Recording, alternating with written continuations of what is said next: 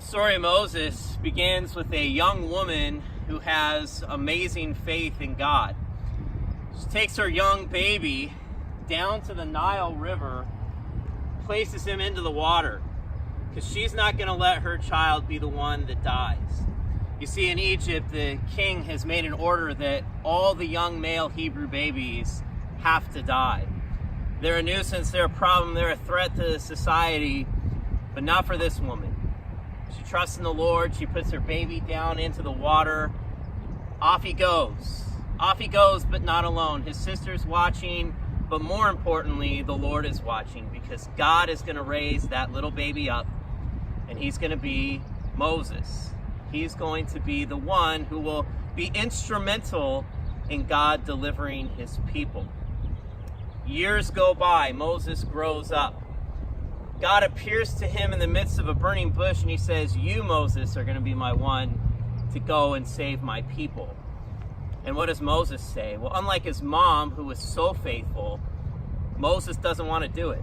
He comes up with all kinds of excuses, all kinds of reasons, but God's not having it. Was there a time that you came up with the excuses and the reasons? Did you step out in faith, or did you give all the reasons why you shouldn't do it?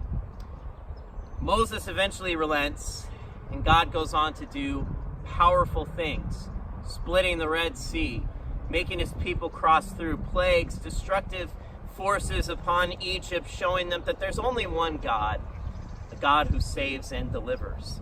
And this week as you're reading, that's what you're blessed to see, that this is a God who saves and delivers his people. They cried out to him. God listened and he answered. You can cry out to God too. Whatever it might be, whatever the challenge is, you can cry out to God. At the same time, though, God is calling people to take part in what he's doing in our world and with real life people. What will you do? Will you come up with excuses like Moses did and miss out on seeing what God is going to do? Or will you allow God to be instrumental in your life and the lives of other people too? Hope God blesses your reading this week as you continue on in the story, and as we dig into that story of Moses and the Exodus and the people of God and the blessing of crying out to him.